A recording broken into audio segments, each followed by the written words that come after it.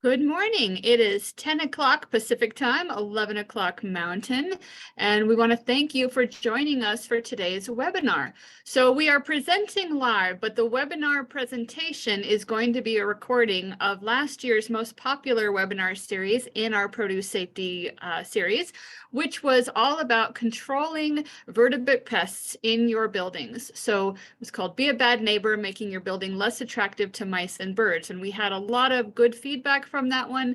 And because pests have not ceased to be a problem for Idaho growers, we decided to rebroadcast this webinar again this year because this information is still very current and relevant. So what you're going to be watching is a recording of Stephen M. Van Tassel from last year, and you'll also hear from our former FSMA extension educator, Lou Huger. She has moved on to another position, and so you'll be hearing from her, but she's no longer at University of Idaho. We will not be able to do any live questions because we don't have Stephen on the line. But if you want to put your questions in the chat, we will do our best to try to answer them during the presentation, or if we need to reach out to Stephen following today's webinar, we will to get you the information you need. There's a lot of good information in this presentation. We hope that it's valuable to you. And then we'll come on again at the end and remind you about what's coming up in the next two webinars, and then also link you to our participation survey. So really glad that you're all here. Welcome. Like I said, you can use both the chat and the Q&A to reach out to us during the webinar, and we're really glad that you're here. I'm going to go ahead and start the video.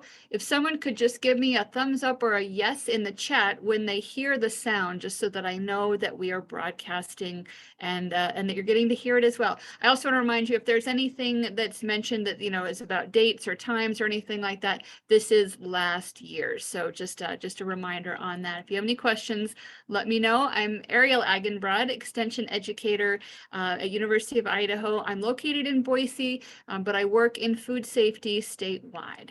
So welcome, and I will begin.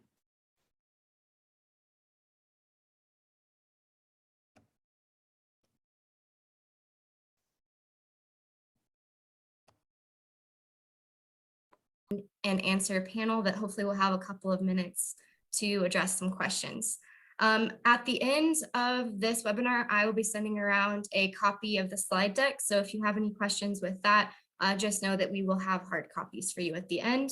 And then I'd also like to make a quick mention that this webinar and the question and answer at the end will be discussing not specifically the produce safety rule, but today we're going to be talking about pest management, which is something that's part of the produce safety rule, but we won't be talking about anything COVID-19 related with produce safety questions, just to keep that in mind. So I know most of us here today have been through some type of curriculum having to do with the produce safety rule. So I'm just going to give you a really quick overview of what FSMA is, just to give some context of why we're here today. So basically, the FSMA, or the Food Safety Modernization Act for long, was signed into law on January 4th of 2011. This basically gives the FDA the authority to regulate food from farm to fork for the first time in history, essentially. These were the first sweeping food safety regulations that have come out in the United States since 1938. And basically this served to create the first science-based minimum standards for the growing, harvesting, packing, and holding of fresh fruits and vegetables for human consumption. And it's also important to note that not all farms are covered by the produce safety rule. At this point, most people that have been through our classes hopefully have a good idea of whether they're covered or not. But if you still are unsure, we do have a really great website. I have the link down here at the bottom of this page, which I'll send out at the end of the webinar. And we have some great resources to try to figure out if and how you are covered by the produce safety rule. So just to give today a little bit of context, we are going to be talking about basically produce safety rule, pest related requirements, because in the produce safety rule, we have these requirements with monitoring for pests, but we don't really have a lot of curriculum that focuses on the how of doing that. So just to give you guys a brief refresher for most of us, basically pests and buildings are going to be housed in the subpart L, equipment, tools, buildings, and sanitation part of the produce safety rule. So when we're thinking about this, basically what the rule says is that you must take those measures reasonably necessary to protect covered produce, food contact surfaces, and food packing materials from contamination by pests and buildings, which includes routine monitoring for pests, which is what we're going to be talking about today, as necessary and appropriate. And the way that the rule breaks this down within buildings is that you have basically two different ways. One is in fully enclosed buildings and one is in partially enclosed buildings, and they have different requirements. So for fully enclosed buildings, you must take measures to exclude pests from your buildings. And then in partially enclosed buildings, meaning those that have 3 walls and they aren't fully enclosed, you must take measures to prevent pests from becoming established in your buildings. Basically, they can kind of come in and out just because you do have an opening and it is outside, and animals are natural in our environment, but basically they're not becoming fully established. And you can do this by the use of screens, for example, and for monitoring for the the presence of pests and removing them when present. So we're going to be talking mostly about fully enclosed buildings and habitat modification around those buildings today. And I'd like to say that with our guest speaker today, today's presentation is going to be intended to enhance your understanding of how to control for pests on the farm, and mostly today we're going to be talking about in enclosed buildings. But this information does not fully reflect the FSMA produce safety rule, which is the curriculum that the University of Idaho Extension does rely on and teach. And so when you're trying to be compliant with your inspections that you could potentially be having, it's going to be really important to go back to the produce safety rule itself, the code, and read subpart L, so you know how to fully go about this and not just be relying on today's presentation. But with that being said, we do have a great guest speaker today. His name's Stephen Van Tassel. He's with us today from the Montana Department of Agriculture, and he is a vertebrate pest specialist. And so with that being said, I'd like to thank him for being here and taking some time to teach us today, because it's going to be news for all of us in some ways. So with that being said, I'm going to pop off and give him the floor, and we're going to get going. All right, well, thank you, Lou. Thank you, everyone. As we want to start sharing my screen, I guess, is how we're going to move forward here. Getting stuff set up.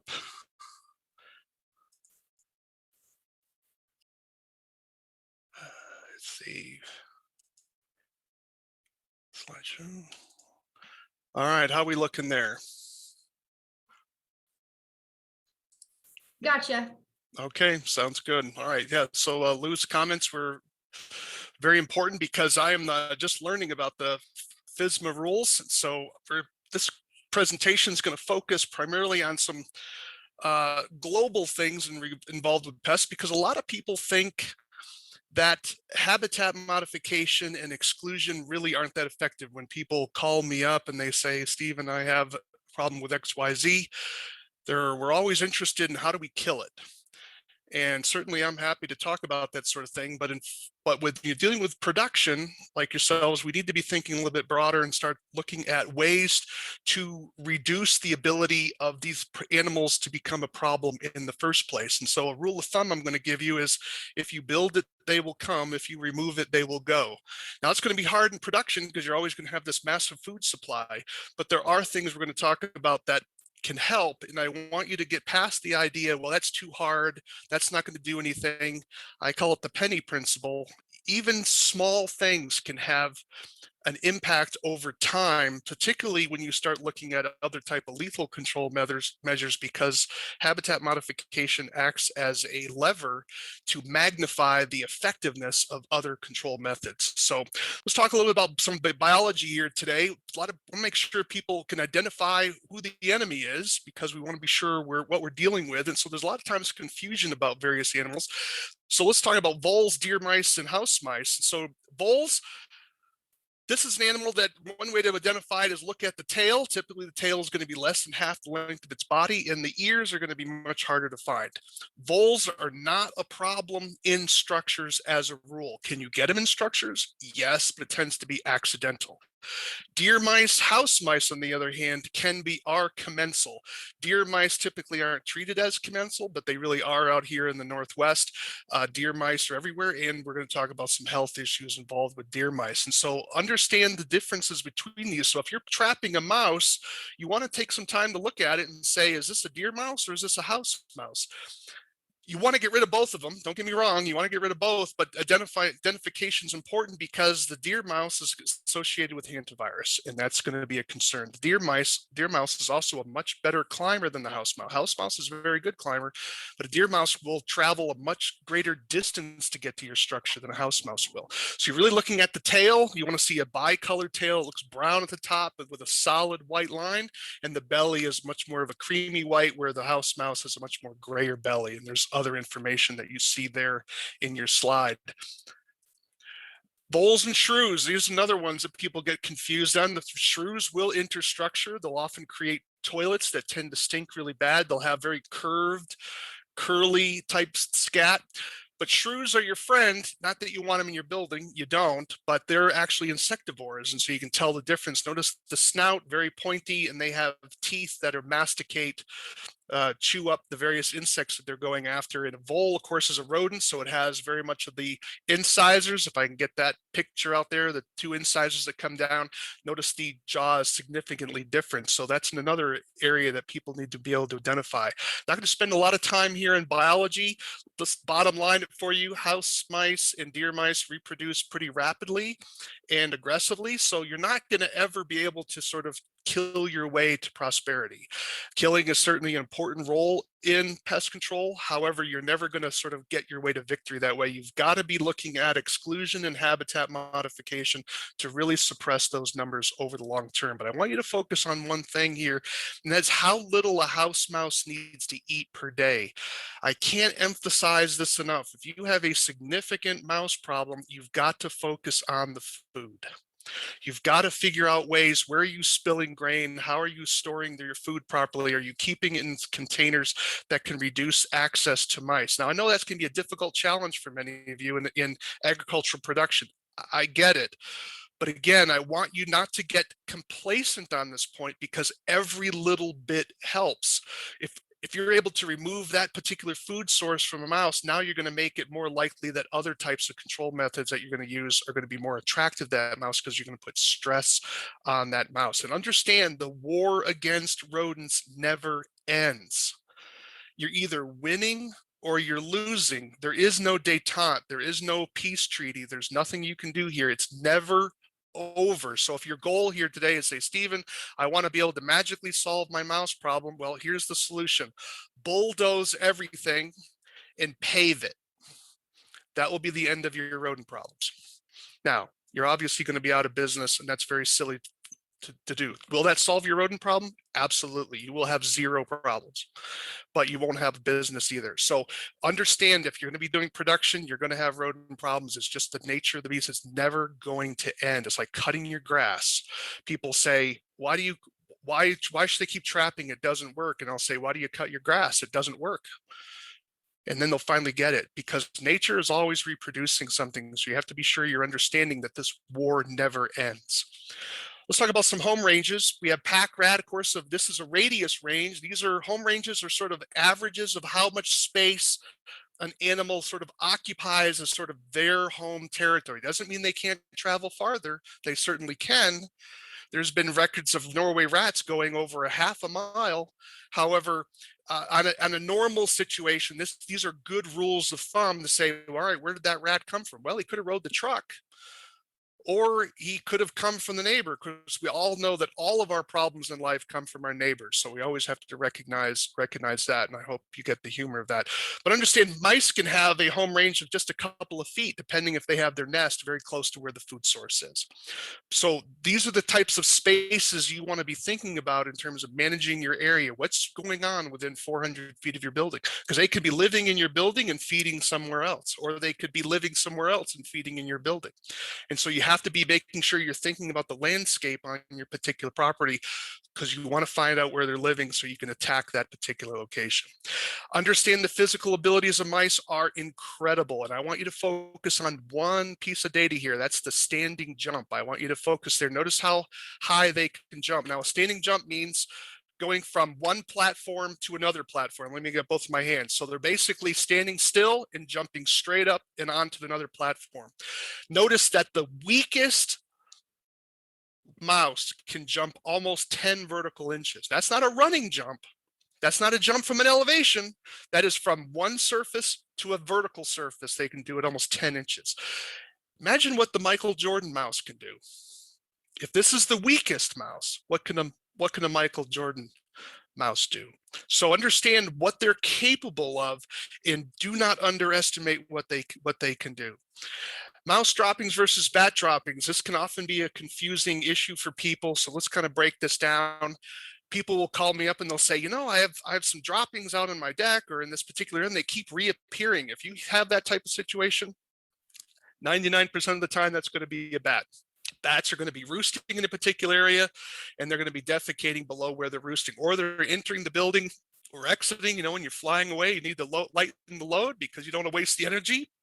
You're making a deposit right there as well. Bat droppings tend to be more rougher on the surface, and if you look carefully, don't touch. Poo is bad, don't touch that. So you want to make sure you're looking at it carefully. If you use a magnifying glass with a bright light, you should see speckles inside of it, and those are the exoskeletons of the insects that the bats are eating. Mouse droppings, on the other hand, tend to be smooth. They tend to be much smaller, and if you use a sort of a stick or a rock or something to touch them, they tend to be very hard when they're dry, where bat droppings, if you tap it, they'll crumble when they're dry. So, but mice droppings tend to be scattered. They tend to just simply go to the bathroom wherever they're moving around. So you'll see them in spot to spot. And this is something you need to be paying attention to when you're monitoring your particular area. You're wanting to look for droppings. Animals will tell you where they are.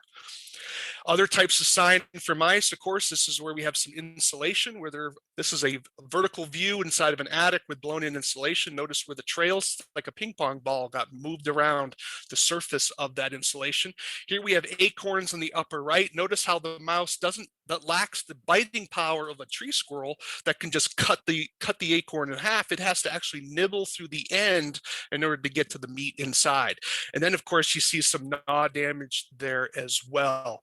What are some of the risks with rodents? I'm not going to spend a lot of time on this, but it's not just simply infectious issues and food loss. They're also related to allergies. That people who are exposed to the proteins and dander of rodents over time can develop allergies. The research shows that people that work with lab rats and lab rodents for experimental purposes like new medication, typically in about 5 years, they're developing allergies to rodent dander at that point. So we want to be sure that not just for the disease factor, which is bad enough, and the contamination and for the consumption that they're doing, we need to recognize there's also dangers to you in terms of constant exposure to some of these allergens that you can become allergic as well.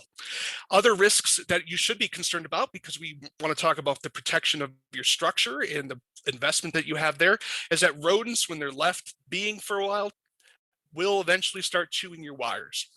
And there is a percentage of fires that occur in the United States where they don't know what the cause is. They just sort of unknown, and they are related to rodent damage inside of that structure. Now, I wanted you to take a close look at the lower right-hand image. That is what happens when mice are released inside of a study area with fiberglass insulation. Notice how they riddle it with tunnels and trails. That occurred in about 6 months. So mice presence in your structure are also damaging the insulation capacity of your structure as well. So if you're wondering why the heating bill is going up, it may not just be because of rising fuel prices. It may be because rodents are working their way through the insulation of your structure. So there's other issues besides just simply disease and contamination that rodents are involved with. The lower left-hand photo is a picture of my car. This is where a mouse decided to take up residence there relatively quickly, in fact. And so they could even damage vehicles. And some of you, I'm sure, have stories about how mice have been on wires, and that certainly happens as well. So when we talk about integrated pest management, and I understand that's not the focus of this particular presentation, but we're going to be focusing today on the monitoring and the habitat modification. Too often, as I said earlier, we're always interested, how do we kill it? How do we kill it? How do we kill it? That's important, but it's only one leg of a three-legged stool. And we tend to avoid the habitat modification and the monitoring. Why? Because we're busy, we get distracted, We get tired of doing it, but we can't avoid those things because otherwise we end up putting all this type of energy into control, when if we put a little bit of consistent energy into habitat modification and monitoring, we could have prevented the catastrophe with control. Let me tell you a little about my job. My job is basically trying to convince people to stop throwing money at problems and solve them sooner rather than waiting for a crisis. Now, I know that violates every belief we have as Americans. As Americans, we are built to wait till something becomes a crisis, and then we throw tons of money at it. Well, that's certainly how we do things in America, to be sure, but I'm saying there is a better way, and we're going to talk about some of those better ways here today, because you're not going to be able to simply kill your way to success when it comes to rodents. And birds are going to be another issue as well. We're going to talk about birds as well. So, but this principle of understanding habitat modification, which is changing the conditions that allow rodents to be there, and birds, monitoring so that we're acting when we see problems arise quickly rather than waiting for it to become a crisis. And then lastly, we're working at control, which is the physical elimination of that particular pest. That's the three-legged stool. Unfortunately, we focus far too much on the control rather than the habitat modification and the monitoring. This is what we're talking about when we deal with habitat modification. If you build it, they will come. If you remove it, they will go. Everything eats a mouse. Mice need structure in order to protect themselves from predators. So the more debris you have around your buildings, the more likely, the more attractive you're making that area for mice, because now they're able to go from cover to cover to cover and find their way into the building. What better place than a building that's heated, it's protected from the rain. Even if it's not heated, it's got protection from the rain, it's not blowing in the wind, and it has an easy access to food supplies. Get rid of as much debris as possible around your particular buildings. You want to eliminate food availability to the extent possible. I'm pointing out 3 ways here that we tend to forget about food access. We tend to think about our dumpsters. Now, one of the complaints I have with dumpsters is how often people don't close them properly. This is going to be an issue for birds when we get to our bird section. But here in the middle of the image, I want you to see how we have some grass plants that have gone to seed. That is food for rodents as well. So if you allow weeds around your building to grow up, understand that you are providing a ready-made food supply for rodents around your particular structure. So get the weed whacker out, or do a weed-free barrier around your structure that's even better to prevent weeds from coming up against the building, because that's not only providing cover, it's providing food. And then pets.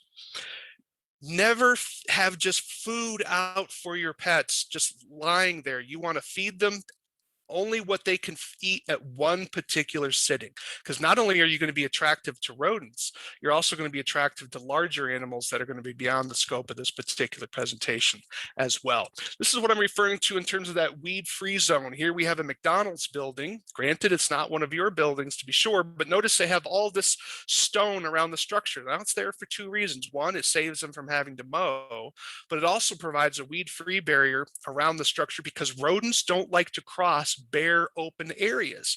And if rodents are trying to cross that, it makes them more vulnerable to predation. So there's a psychological barrier to that. Plus, it saves you from having to weed whack that particular area. How about some other ways that animals get access to your structure? When we're dealing with rodents, people tend to always think of ground level. That's very appropriate. Rodents often come in at the ground level, but rodents are also highly capable climbers. So when we have scaffolding down at the right, when we have ivy on buildings, I call that rodent scaffolding, because the owner of the building obviously wanted to make it easier for rodents to access the structure. That's what you've done. You've also provided them cover, and you've given them a very easy ladder to climb. Now they can climb brick, not a problem, but why make it easier for them? How about trees? When you have overhanging trees on your structure, that also is an avenue for rodents to come in. Deer mice are exceptional climbers, so they can climb and get onto your building that way as well. So don't just simply think that rodents come into a building always at the ground level. They can come in at higher levels as well. So I want you to look high when we're dealing with an inspection. And how much of a gap are you looking for with rodents? 1/4 of an inch. Now I want you to take a moment, if you have a pencil nearby, and I want you to look at the thickness of that pencil. A mouse can get into a thickness smaller than the width of your pencil. That's how tight you need to view your particular structure. When was the last time you walked around your building and had a really good hard look? And you may need binoculars. You may need a bright light to be sure that all those, see those dark areas. How about the brick there you see? There, mice can climb that brick and squeeze in between the soffit and the brick. Where? Well, along the concrete gap where the concrete is put in between. Notice there's often a little curve there. Mice just squeeze in between the soffit and the concrete gap. They can get in through pipes, weep vents, ridge vents, and other soffit gaps. It doesn't take much. So you have to look high, and of course you have to look low. Pipe entries, garage doors, other types of vents, have you screened them? Now be careful of screening your dryer vents. That's going to be a problem. If you have an issue with that, we may need to have that in the question and answer time. But if you're dealing with vents that are moisture related, then that would be different. But if you're dealing with drier vents that throw out particulate matter, be extraordinarily careful, because if you have a wrong screen on that, you can back it up, cause heat and then a fire with that sort of device. Be very careful of that. Some places it's actually illegal. Access doors are another key area that we have not secured properly. Why? Because it requires probably annual maintenance, and it's a pain. Let's face it. But you've got to go through the process to try to address that. How do we secure these openings? Well, we want to use sealants, not foam, sealants. We want to have something that's going to be flexible, because as your building moves and grows, meaning say, how does a building grow? Well, when the building gets heated up, things expand, and when the building cools down, things contract. So you need to use some proper sealants that will give as the building shifts over time. You want to use proper excluding products like excluder fabric, which is stainless steel embedded into plastic fiber, and it has a woven effect to it, so you can cut it. Make sure you're wearing gloves, because those shards are very sharp. You also have copper stuffit, which is sort of like a copper sock that can be crunched up and wedged into holes. Why do I say these two things rather than steel wool? These objects don't rust. Don't use steel wool. Steel wool is going to rust, and then you're going to be back to square one again. And there you have a filled gap. To show you how easy this is, I want you to see how easy this is by looking at the video. Sorry you don't hear the sound, but just follow with it.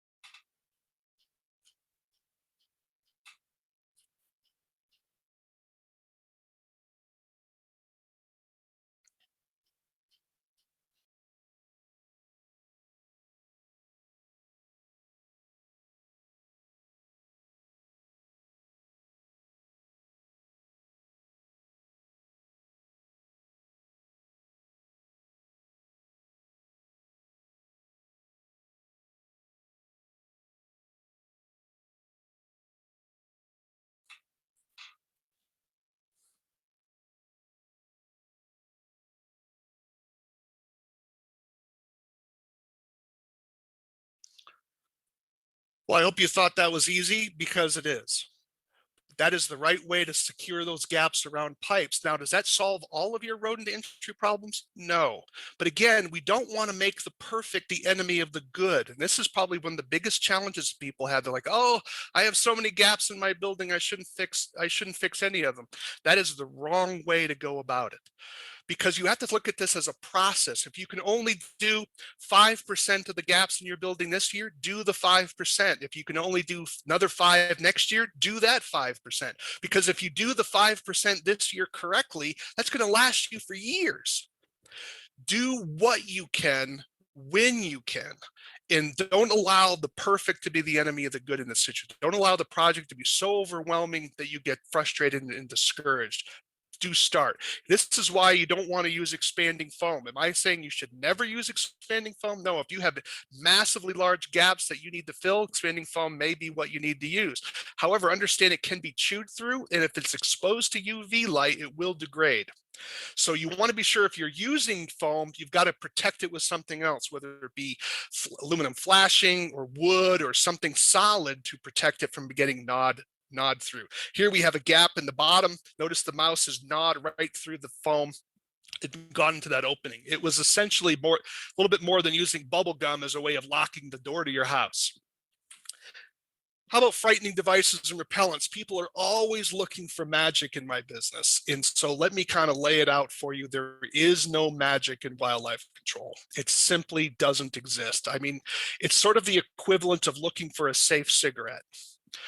Now, I just want to tell you that people don't believe me, but I want to assure you that if you buy one of these ultrasonic products, the best thing it will work. It will repel $20 from your wallet. And if you call now, they'll send you 2, just pay extra shipping and handling. So it does work. It repels money from your wallet. Now, whether it will repel rodents from your structure, no, but you don't have to take my word for it. I'll still be here giving you other types of advice to you get to do that. The problem with repellents is what stops an animal from simply walking past it. Or if the wind blows a different direction, will they even know that it's there? Are you replacing it? Even the repellents that have some evidence to show that they work, are you reapplying them regularly? Probably not. So it's a huge problem. How about mothballs? Don't use mothballs. Mothballs are suspected carcinogen. They're for moths. They're supposed to be used in closed containers. If you're trying to protect clothing inside of a container, will it keep mice out? Probably. But it's a very highly concentrated gas, and in the closed container should keep the mouse out in the first place. So these are not effective tools to be using. Plus, there's issues of off-label use of pesticides. How about trapping? Big fan of trapping. Unfortunately, most people, when they trap, do not use enough traps. Let me be kind of blunt here. Trapping is like money. More is better. So when people call me up for their homes and they'll say, I was trapping mice, but I can't seem to get ahead of them. And I'll ask them the question, how many dozen traps are you using? And they'll kind of say, well, I'm using 3. I'd recommend people use 24 traps for a 1,200 square foot house. So are you using enough traps? Probably not. Always make sure you're wearing gloves. It's not for odor issues. Animals are dirty. You don't know where they've been. You want to make sure you're protecting yourself. If the mice were afraid of human odor, they wouldn't be in the building. So we're not worried about human odor here. We're worried about protecting you from disease issues. So where do you place your traps? Rodents need heat. So you want to be thinking of your building, where are the sources for heat? This is where you want to start. Doesn't mean you can't have mice in a building that's not heated. You can. But you want to, if your building is heated, that's where the concentration of mice are going to be, because they're going to want to take advantage of that heat source. Because when you're that small, you lose heat very, very quickly, particularly in the winter time. And they want to reduce their calorie needs. And one way to do that is be closer to heat. So always be thinking about where heat is located. That's where you want to be looking for your traps in the sign. Always make sure you're using the right kind of traps. I trust all of you here are never, ever, ever going to be using so-called quote unquote live traps. They're actually box traps. I don't call them live traps, they're box traps. And you're not going to give this mouse a second chance, right?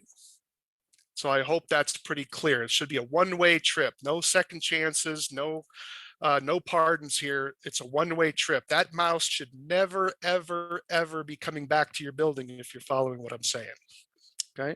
So what types of traps do you want to use? You can use the thin metal ones, triggers, but I'm going to tell you to use the expanded trigger, the one on the right. The expanded trigger, I understand it's a rat trap on the left, but I just wanted to show you what the metal trigger was. You always want to be using expanded triggers, and you always want to have enough fresh traps handy. Why? Because there's research that shows that when you catch a dominant male in a trap, there's a pheromone that's left behind that often will be repellent to female mice. So you may be catching a lot of mice. You're checking the gender of your mice, right? Because you should be catching about a 50-50, half male, half female, give or take. But if you're just catching males, that could be because that particular trap caught a dominant male, which is very attractive to lower males, but it can be repellent to females. Sorry, everyone, it's about the females when we're dealing with rodent control. That's where you want to put your effort. We want to make sure we're using proper setting technique. You always want your traps perpendicular to the wall with the bait area up against the wall. But if you can't do that because of lack of space, then you have to have one trap facing one direction, like at the bottom photo you see, where one bait is going the one direction and another one going the opposite direction so that you can catch a mouse coming either direction. If you're in high traffic areas, you can always put snap traps inside of rat bait stations. A lot of them today are designed for various traps. Be sure you know the brand of the trap that will be useful, that will fit inside the bait stations that you're using. Or I'm sure many of you are handy enough, simply build boxes and cut holes in them and put the traps inside those boxes. That way the holes will allow the mice in, but will prevent other animals or people from getting in contact with those traps. Always pre-bait first if you're baiting. Pre-bait the traps. What do we mean by that? You'd have your traps positioned around your structure and you would not set them. You would simply bait them and leave them there. Come back the next day, rebait them again, the ones that need it. If you're seeing a lot of activity in the area, add more traps. Pre-bait. You want to go for several days like this. You want to get those mice conditioned to your traps. And then when you finally feel that you have enough activity and action and you think you have enough traps there, you set them all at once. That is going to be the most effective way of catching the most amount of mice in the fastest amount of time. We don't want to educate mice, which happens when you're setting your traps too quickly without getting them conditioned to the particular location. If you are using bait, here's some baits for you to try. Notice one of them's cotton and twine. You don't always have to use a food-based bait to attract animals. And if you're using the expanded trigger traps, understand that you have the ability to catch mice with a blind set. That is no bait at all, because you're positioning the trap up against a wall, and when the mouse comes along, he steps on the expanded trigger and gets caught without any bait whatsoever. You're simply relying on the normal movements of the mouse in that particular area.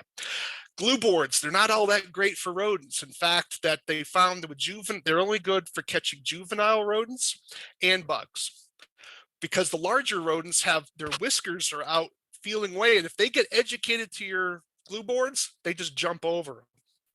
So yeah, you may be catching juveniles because their whiskers aren't as far ahead of them, they're not as long, and they're just a lot more clumsy and dumb. But the adults will just keep providing you greater resources over time, and so they're really not that effective in controlling rodents. A lot of people in the Northwest, in our rural economies, think that cats are the end all and be all. Not true. Notice the mouse that's in this particular cat's mouth. Oh, I guess that's a bird. Yeah, well, and there's a bird that's not going to be inside your structure. Cats kill everything that they can find, and they're not that specific. Plus, you have the issue of Toxoplasma gondii, which is a parasite that's shed in the feces of cats. I encourage people, don't believe me, go on to Google Scholar. That's different than Google Scholar, and just put in the word toxoplasmosis and just look at the literature, say within the last 10 years. And if you're not scared by what you're reading, give me a call. I would be interested in finding out why you're not scared. So I'll just leave it there.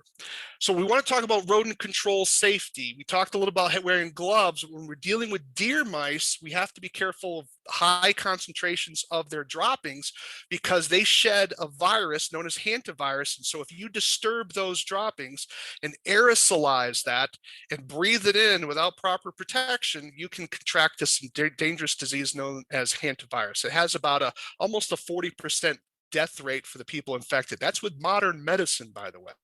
Okay, it's very, very deadly. Thankfully, it's not that common, but it's not unheard of. Montana is has one of the highest rates in the country, given our population size. So the point is when you see droppings like you see up in the upper right-hand corner, don't sweep that up. You want to be sure that you are going to treat that according to CDC guidelines. We're not going to go into a lot of detail here, but you want to wet all that down with a 10% bleach solution or with Lysol, let it sit, and then you're going to mop that up, but hopefully you're going to air the room out and you're going to wear other types of personal protection. But this is why this is such a deadly issue.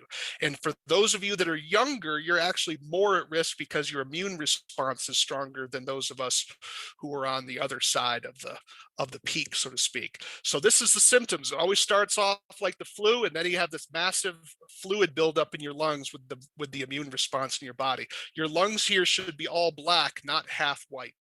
That's because fluid is built up there. Very, very deadly. So protect yourself, wash your hands. This is a business you wash your hands before you use the restroom, and hopefully afterwards as well, because animals are dirty. You don't know where that they have been. All right, let's transition over into some birds. Birds fall down into two basic categories. Unprotected birds, those are birds not protected by the Migratory Bird Treaty Act, and basically everything else. So it's relatively simple for you. Here are the 4 species of birds that do not have federal protection. Now, there may be local protections, there may be state protections.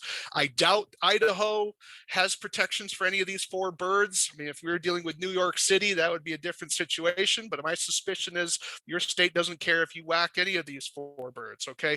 But all the other birds you need a little bit more training on, because those would be federally protected birds. But these are the 4: starling, pigeon, house sparrow, and Eurasian collared dove. So house sparrows and starlings, they're crevice dwellers. They like to get into cracks and crevices to have a nest, and they'll fill them up with all the grass area. You can also see the signs of the droppings of where they are present. Pigeons are ledge dwellers. They will create a nest on a ledge. Basically, sometimes their nests are just nothing more than hardened feces. Other times they will have some sticks kind of roaming around, and they'll just plop a couple eggs on top of it. Pretty low maintenance. Now notice the owl effigy laying here on this other one. Notice the nesting birds up there. We have an owl effigy. Why do I put that in there? Because owl effigies are a cry for help. The person who put it up there doesn't realize they're crying for help, but owl effigies are a cry for help. So I hope that none of you are going to be relying too much on owl effigies. One of the challenges with birds, of course, is their droppings. And when the droppings are in sufficient quantity and are able to grow the fungus, it goes histoplasmata. I'm not going to give you the technical word for it here, but it creates infection in our lungs if it becomes aerosolized. And so when we have the high enough concentrations of bird droppings and those get disturbed, this fungal spore can be released, and then we breathe it in, and then we get this massive lung infection that just doesn't seem to go away, because we literally have fungus growing in our lungs. And so it's pretty hard to treat as well. It's something we want to prevent. And there are instances, one where people have contracted it when someone was sweeping guano off of a roof, and people in the windows nearby contracted it. If you want to learn more about histoplasmosis and how to protect yourself, there's a government document available. It's not free. Our taxes paid for it. You just don't have to pay for it again.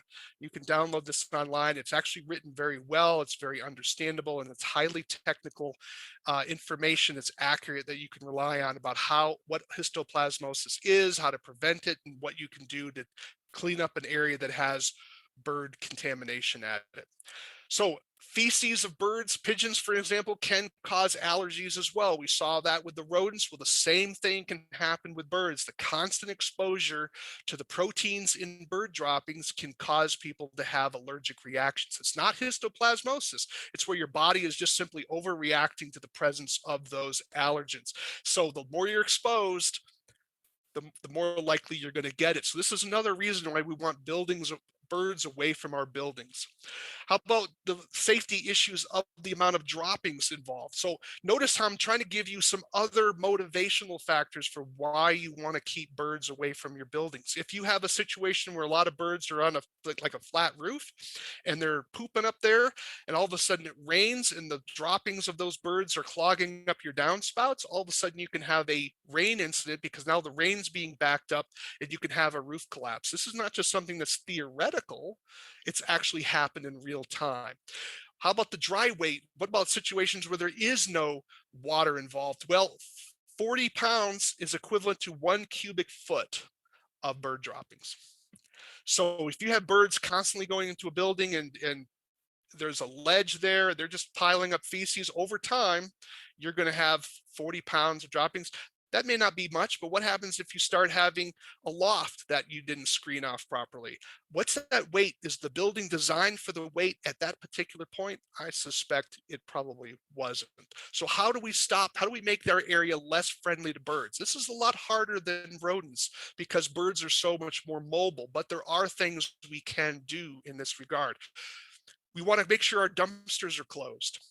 We want to make sure there's no free water available. So if you have areas on your parking lot that tend to pool water, you want to try to fill those as much as possible and level out your area, maybe have it sloped a little bit more, because pigeons need free water. And that's one way you can help reduce the attractiveness of the area. You want to be sure that no one on your property is feeding birds.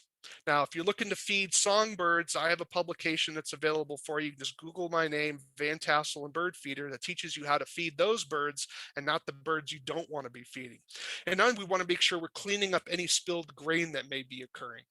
We want to think about landscape changes as well. Remember, water can pool on your roof as well, particularly if you have a flat roof. Is there pooling water there? Do you have an air exchange on your roof that's allowing that? Maybe you have an air conditioner up there that has a coolant drain up there that's providing free water.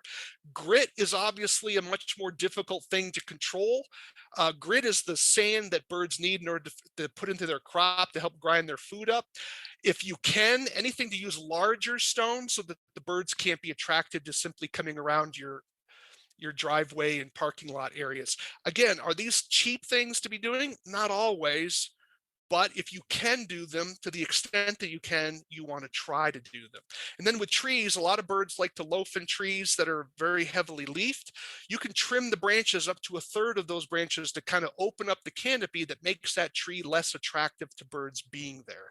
Those are long-term solutions to prevent the birds. Now they're going to be farther away from your structure rather than closer to your structure. We want to be sure we're removing their ability to enter the structure. This is something I've never quite understood about where I live in Montana, is that there's all these silos and grain buildings out there that all have broken windows, and no one took the time to take $5 worth of hardware cloth and simply close the door.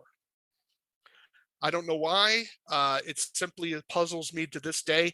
Make sure you're not doing this. There's nothing cheaper than taking 1/4-inch hardware cloth and simply stapling it up over the opening. You're still allowing air movement, but you're preventing birds from getting access to the structure. Plastic strips can be used. These are a little pricey at times, but allows you to move equipment in and out of doors where you don't want to have to keep stopping, getting out of the vehicle, opening doors and closing them. Is it perfect for stopping birds? No, it's not, but it is substantially better than just simply an open door.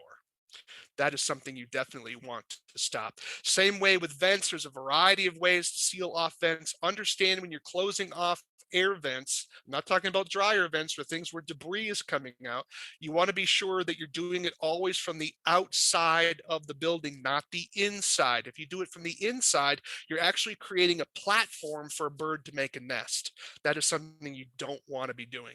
All chimney caps should be capped as well. And ideally, if you have a multiple flue chimney, you want to use a multiple flue cap. That prevents birds from sort of loafing on the top of your chimney as well. I can't overestimate and tell you how important habitat modification is. Research has shown if you would implement certain forms of habitat modification, you can basically cut the bird population in an area by 50%. Now, that's a big ask, depending if you do it thoroughly enough. However, it just shows you the power habitat modification can do to lowering the bird pressure on your particular building. So let's talk a little bit about bird pressure. We know we're covering a lot of ground here in a hurry, so I got a few more slides to go. Bird pressure is a term used for how attached birds are to a particular location. So the more attached the birds are to a location, the heavier the pressure is. Here's why it's important. Because by the time people call with a problem with birds, the birds are already attached to the building. That's why these frightening devices often don't work. That's why the owl effigies don't work, because the birds are already attached to the building. And most people, again, like good Americans, we always wait till it's a crisis because we believe that hard work may pay off in the end, but procrastination always pays now. And so we're going to take advantage of that. We're going to do the procrastination thing, and then if it becomes a problem, then we'll go deal with it. So light pressure is birds that just simply recently arrived. They don't have a permanent connection to the area, and there may be a place that's opportunistic for food and water. Medium pressure is where they're loafing, where they're able to sun themselves. Maybe they go feed somewhere and come to this particular location because the sunlight's really good. They're able to digest their food. They have a good view of the area where they're at. There may or may not be a permanent source of food. But then the last one is the most difficult, of course, is where they're nesting. Wherever you see nesting birds, that's heavy pressure by definition, because moving an animal from its nesting area is the most difficult. And again, we're talking about only these 4 species. Moving nesting birds of other species is a violation of the Migratory Bird Treaty Act. So let's talk about some of these frightening devices. I've already made fun of effigies. Do effigies work? Yeah, for about 2 or 3 days. Then you've got to move it, right? Other things, if you don't have heavy pressure or medium pressure at your buildings, you may try things like the eagle eye. There is some evidence to help keep them off of structures. It causes a flashing light and it spins. There's reflectabird. You might have seen these on some of your Home Depots in your area. And then there's irritape, which has an iridescence to it. So it has sort of a rainbow look, and it also flashes and crinkles and blows in the wind as well. Anything that has movement and sound and flashing lights is going to be better than something that's just stationary. So the best use of frightening devices is you got to use them before the birds begin to nest or habituate to the site. Here we have a barn swallow. It's too late for a frightening device for him because they're already nesting. Too late for that. Not going to work. How about spikes? Spikes are highly effective if you install them correctly. Here we have a failure here in the right where the birds are able to sort of get behind the spikes. You've got to follow the label instructions on how to use them correctly. Same way with netting. Netting is the platinum way of preventing birds from getting access to a particular area. But if you don't maintain it and have it secured properly, it's going to be a failure. So nothing is permanent. You have to be some things are long-term, but you've got to be sure you maintain them and make sure they're going to be in good repair over time. It's not something where you can just set and forget and it's done for the rest of your life. It's just simply not true. If you want to take things up a notch, you want to look at electric shock track. It's some impressive stuff happening here with electricity. They have even things that are solar powered, or you can plug them in a wall. Bird lands on it, it gets a pain shock response. And the beauty of that is even sometimes they've shown when the electric power was off, birds remembered they got shocked over there and they still avoid the area. So it can be a very effective tool. It may seem expensive at first, but when you think about labor costs, it actually can be cheaper in some ways than actually using spikes, believe it or not. Trapping can be highly effective. It's also underutilized. There's single bird trapping, of course. I'm sure many of you are aware of air rifles, shotguns. There's also birth control for pigeons. That's called Ovo Control P. You can look that up yourself. It's a general use product. You don't have to have a license for that. But the problem is you have to wait for the birds to die off naturally. I encourage people to trap first, get the population down, and then follow up with Ovo Control. If you want to use a little bit something stronger, you have Avitrol. That's a restricted use product that uses a frightening way of scaring the birds away. Expect a little bit of mortality with that particular product. All right, we've covered a ton of information, but I hope if nothing else, you take away from this particular presentation the importance of habitat modification for reducing the pressure of vertebrate pests coming near your structures.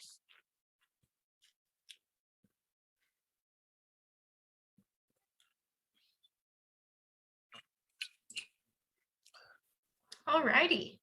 That was awesome. Thank you so much. Okay. I'm gonna go ahead and share my screen back up here.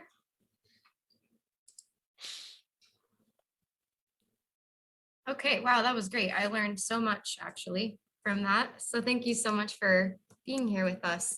So Sure. I have about 10 more minutes left. It looks like 9 more minutes. So that's perfect timing. We're gonna go ahead and move right into a little bit of a question and answer panel. First of all, we're gonna go ahead and open this up to our participants and see if we have any questions from the audience based on anything you've encountered that has to do with pests on the farm or anything you saw in your presentation today. And then after that, we have a couple of questions that we can kind of throw up there if we don't get any from our general audience. So I'll give you guys just a sec. You can I don't think you can unmute yourself, but you can put them in the chat if you have them, and I'll read it aloud.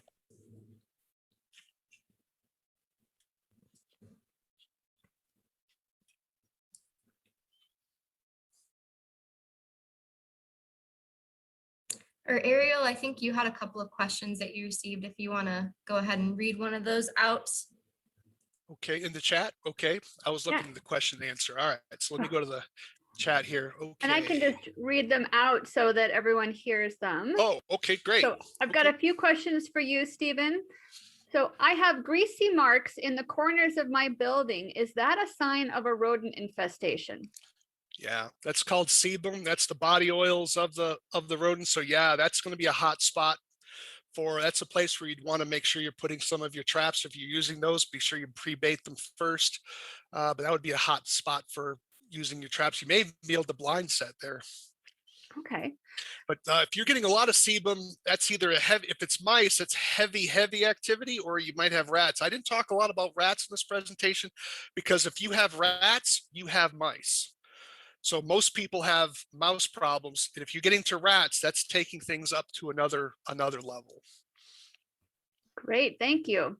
Another one is often when we're teaching the Produce Safety Alliance curriculum, we talk about not baiting traps indoors for, we don't want to entice these rodents indoors. So what would you say is the efficacy of an unbaited versus a baited trap? All based on location. The beauty, unbaited traps are called blind sets. So you would be relying on the movement of the animal. So if you have a pinch point, maybe where you see a gap in a wall where a mouse has been squeezing through another rodent, you can actually create a barrier. So let me try to do a picture for you here. So here, if we have a wall, if that's showing up, oh, maybe not, maybe do it here. We have a wall and we're going to make this my trap. So if you have a wall, you can sometimes create another barrier and create a funnel so that the rodents are moving through the wall. Then you can put your traps inside that to kind of funnel them for you. You can also use non-food baits. So I'm learning about FSMA myself, so I'm learning the FSMA side of things. So you can use things like cotton or twine that would be attractive to mice because they would want to use that as bedding material. And so there you're not having a food item to attract them, to attract other rodents, but you're using something that they would want to grab and use in their nest. Very interesting and very helpful. Thank you. And then I've got one more for you, and then I've got a couple for Casey, and then one that I think you both might answer from different Hey, perspectives. Ariel, Yes. we have a couple of questions in the chat as well, just so you know. Okay, I'll make sure to get to those. What is a good width for a bare ground buffer around a building that would deter rodents? This is going to be a wiggle answer, as big as you can get it. So ideally you'd want something out, 3 feet would probably be reasonable, but if you can go 10 feet, 11 feet, bigger is better in that sort of situation. But I understand that's not practical all the time, but 3 feet would probably be a reasonable start. Okay. And then here's another spacing question. How far apart do you think traps should be placed inside a building and outside a building? Are you using it for monitoring or are you using it for control? Because if it's for monitoring, I'd probably put one every 30 feet or so, but I wouldn't focus on it at a grid pattern. There's often, you want to put the traps where the mice are going to be. Mice are not going to be moving in areas where they're exposed. So if you're putting your traps and your knees aren't hurting and your back because you're twisting behind and trying to put things behind objects where mice are going to be, then that's how you're supposed to be baiting. But if it's too easy for you to trap, you're not doing it right. So in terms of spacing, you want to base it on the situation of concentration of how heavy your density is going to be. So on the exterior of the building, I would want at least some tin cats or multiple catch mouse traps at least at every corner. So that would be, I would want at least 4, if not 8, 2 on each side at the corner. So you're catching rodents as they're moving along the exterior of your building. Those are multiple catch traps is what I would use out there. And then inside I would use some of the others. So the spacing would be based on what the density is of mice in your area, or at least 1 every 10 feet. That's really helpful information. Thank you. Okay, last one for you, Stephen, so far. This participant has birds on telephone wires that are directly over their driveway, but not close to our garage. And I'm guessing the garage is where they're doing some of these activities. Should I hose off my driveway? Yeah, that shouldn't be a problem because if you allow, because driveways aren't organic. Typically, I'm assuming it's a paved driveway and not like a dirt driveway or a gravel driveway. If it's a paved driveway, histo is very hard to grow there because there's not enough organic material for it to be there. I'm not even sure I would bother even hosing it unless the Okay. concentration was exceedingly great. Uh, there are, because I don't want you doing anything around power lines in that situation. Depending what type of bird it is, you may be able to start trapping some of those birds.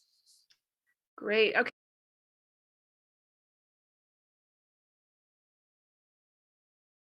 All right, so we are back now to 2022, and now I'm live again.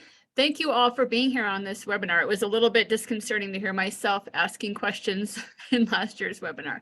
If you have questions related to this topic that were not answered by the presentation or the Q&A, please go ahead and put them in the chat, or you can email me. My email address is in all the communications that you've been receiving about the webinar series.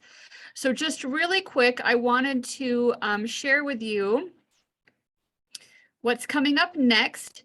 And then I also sent you in the chat the link to our evaluation for today's webinar. All right, so coming up, you just watched the replay from 2021 about managing pests in enclosed buildings. Next Tuesday, same time, same place, we will have part 2 of our effective worker training webinar. And this one is really about what works for your farm, putting together an actual lesson plan for your trainings and complying with the record keeping that goes along with that. And then our last one of the month is going to be taking what you talked about today and expanding the bird component, and particularly looking at managing birds in outdoor settings, in orchards and garden, and really focusing in on how to keep birds out. Stephen talked today a lot about a lot of the reasons why birds are a problem and why we're concerned about their feces and their presence related to produce production. So that would be a great one to tune into. And we have a fabulous guest speaker from Michigan State who's a specialist on this particular area. So we're very excited. Be sure and tune in for that. There's still plenty of time to still register for these. So please go ahead and do that. They all will be recorded and you'll receive a link to them. So if you wanted to watch it again with another employee or share it, you could do that too. And just to remind you that all the recordings from 2021 and 2020 are also out on the web through our Idaho Extension Food Safety website. And I can put that link in the follow-up email. So that's all we had for today. I want to thank you again for joining us, and good luck managing your indoor bird and rodent pests. And thank you for prioritizing food safety by joining us here.